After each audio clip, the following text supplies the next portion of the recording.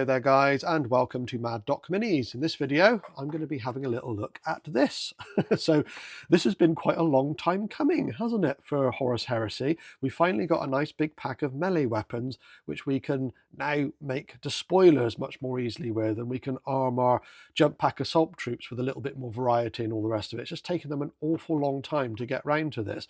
Now there's lots and lots of accessories and weapons in this kit, 126 upgrades altogether. Not all of those are weapons though, you know, a lot of those are the actual arms and things, so don't be cheated. But there are a lot of weapons in here, and I will go into that in a sec. Now, being Games Workshop, this is comparatively expensive. This is a much more cost-effective way than their previous efforts with the kind of resin kits and all the rest of it that they did for Despoilers. However, still quite a lot of money really for what it is, I think. Now I got this at a discounted rate in the UK from Wayland Games, which is my go-to supplier, and they generally offer 20% off of the ticket price, so to speak. So this was, I think this was £23 at the time of making this video. Now, obviously, that's going to depend on where you get it from. If you're paying the GW ticket price, if you're going to another discount retailer, or indeed where you are in the world. You know, in the States, you guys tend to pay more for your Warhammer than we do over here. Sorry about that. And God, you poor buggers down in Australia. Wow, you get creamed, don't you? I feel sorry for you guys. Bloody hell. But anyway, so I'm going to get into this. Now, obviously, it's more expensive option than getting something off of, say, Etsy. You know, these little kits you can get for Despoilers. That's going to be a more cost-effective option, generally speaking. You've got the advantage of plastic, I guess, with this. But I have done a video on an Etsy supplied Despoiler kit in the past. I'll put a link to that in the video description in case you're interested. But in the meantime, let's get down to business and see what we've got in this box. 126 upgrades in the box. Don't let that fool you, okay? Because on the back, you can see they give you a nice rundown, which is really appreciated, actually. I like that. But, you know, we've got 42 arms included in this set. Now, obviously, you need the arms to make this whole thing work, but I wouldn't necessarily count those as upgrades. Those are components, aren't they? So don't be fooled by how much you're getting in this box from that number on the front. I will run through everything here quickly. You get 4 power axes, nice for your world eaters. You get 4 power mauls. You get 2 heavy double-handed chainswords here, which is really nice. You get 10 normal chainswords, which is a decent number, which is sensible. You get 2 sheathed chainswords, which doesn't really count for me towards the total of weapons. It's just more of a customization thing, that. You get 2 saber-like power swords, which are really nice. You get 2 nice big double-handed power hammers, or thunder hammers, sorry. That's really, really good. You get 2 swords being drawn. I mean, again, that's like an arty-farty flourish thing if you want to make your leaders more interesting. That doesn't really count in my view. You get 2 power swords, which are proper power swords out of the sheath. They definitely count. And you also get 2 these really nice power lances as well. You're obviously going to get all the arms which correspond with these, so no worries there. You get 4 power fists, which can be doubled up as lightning claws. I'm guessing those would attach onto those. So you've got power fist / lightning claws times 4. You've got various accessories here, melter bombs. You've got like little scanners and an underslung bolt. That's a nice arm, you know, but these don't really necessarily count. These are all just extra little bits for customization. 10 heads, kind of unnecessary to me. I'm not really a bear head person anyway, so that doesn't excite me at all. You've got a couple of nice little hand options here, and you've got your kind of handheld pistols. Now, this isn't quite what I would have wanted, but it's okay. So you've got 4 Volkite pistols there.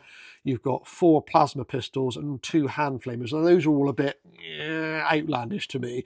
Now, you have got 12 bolt pistols, but they're of different types. I kind of would have preferred they picked on 1 and given you 10 identical bolt pistols, whichever one of these, and then had a couple of different ones. I don't mind getting these extras like plasma pistols for your leaders and everything, but I would have liked a little bit more uniformity with the bolt pistols, if I'm honest. However, let's crack into this box and see what we've got. So there we are, get that out of the way.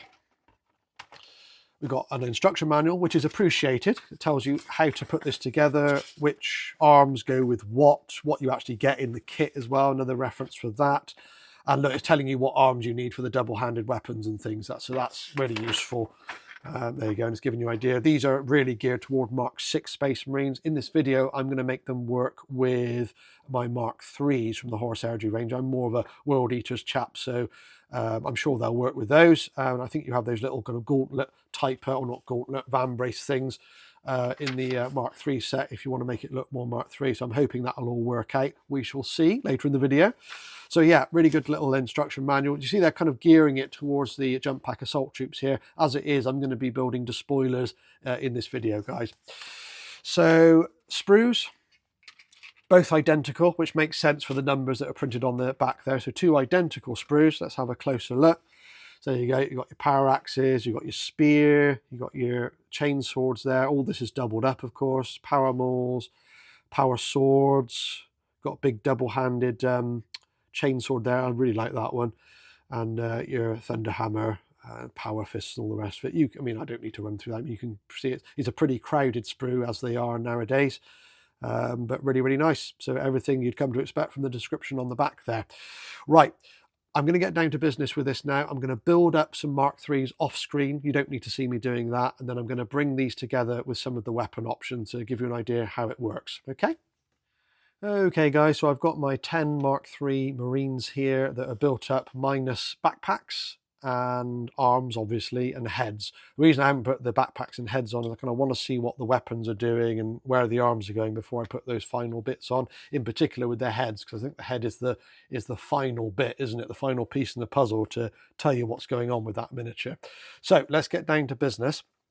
Let's get the sprue here. I'm going to start off with a simple chain sword. So let's go here.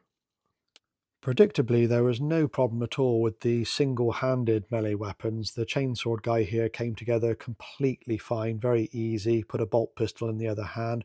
I decided to use the van brace parts from the Mark III kit to see if they would work with the melee options available, and they do. They work absolutely fine, and they make everything look a little bit more Mark III, which I'm all in favour for. Although I do miss the old Mark IIIs, don't you? Oh, these guys just aren't the same. Never mind. But once that's been done, he looks pretty good. The problem started really when I went to do the double-handed weapons. Here, the double-handed chainsword look, and I checked carefully which components I needed to make that work, but I just didn't find a good way of bringing this together, and that was the same for all the double-handed weapons, guys. So first of all, I tried putting one arm on and gluing the hand in place, then bringing the other arm, as you see here. That didn't really work very well in this instance. So then I took it apart again and put both arms onto the weapon and then attached that whole sub-assembly onto the person. That worked a little bit better, but not perfectly. There were sizable gaps involved there. Now, I'm pretty experienced bringing things like this together. I'm 30 years in the hobby. I'm not the best hobbyist by any stretch of the imagination, but I kind of feel this should have been a lot better from Games Workshop. Better design for these double-handed weapons and how the arms come together. And I'm pretty sure it's not just that I'm using Mark III bodies either. These, I think, are supposed to be interchangeable across the whole range. So I don't think it's that. It's just they just don't come together very well, quite frankly. Big gaps at the back there. Quite forgiving with Space Marines. A lot of that gets covered up with the pauldrons and the backpack and everything. So it's not a major problem. I just think it could have been better. But the overall look at the end, fantastic. Lovely to get a big double-handed chainsword. Very much in favour of that.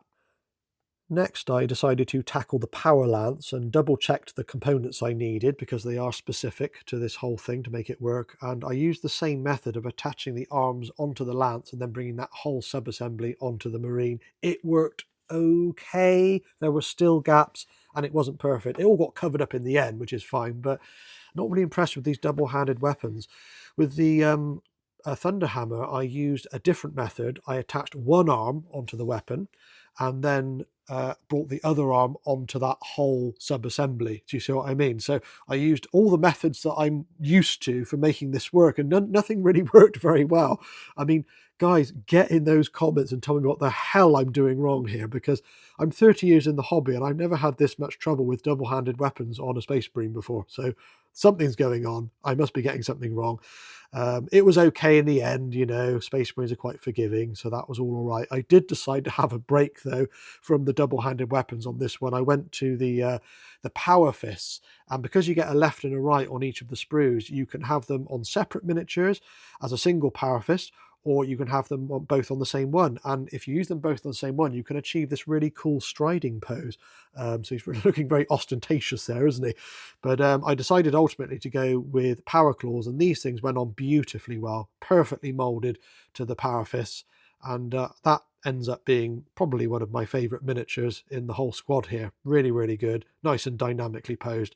So yeah, really happy with that one. I then returned to the banes of double-handed weapons and used the unsheathed sword.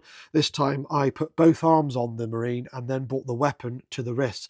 Again, didn't work perfectly, had to really work hard on getting the alignment right. Just somehow didn't work very well. I polished off with the other single arm weapon options, and that was the squad pretty much completed. Okay guys, so here's my 10-man Despoiler squad all completed.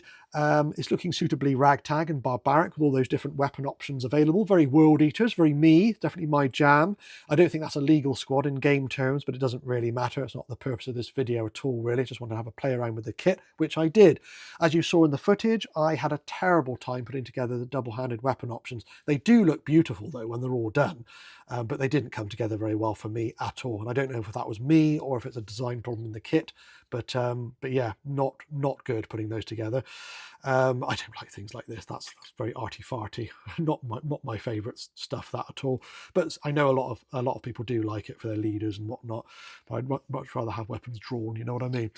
But all the single-handed weapon guys came together beautifully. I don't think you've seen the power axe yet. There's the power axe, really, really nice. You know, very World Eaters. You know, very going to make a lot of people happy, that. And there's plenty in that box as well. So if I just give you an idea, look, this is the sprue I use. There's plenty left on there. Lots of chainswords. We've got a power axe, a power maul left on there, and lots of accessories. Bearing in mind, there's a whole nother sprue in there as well.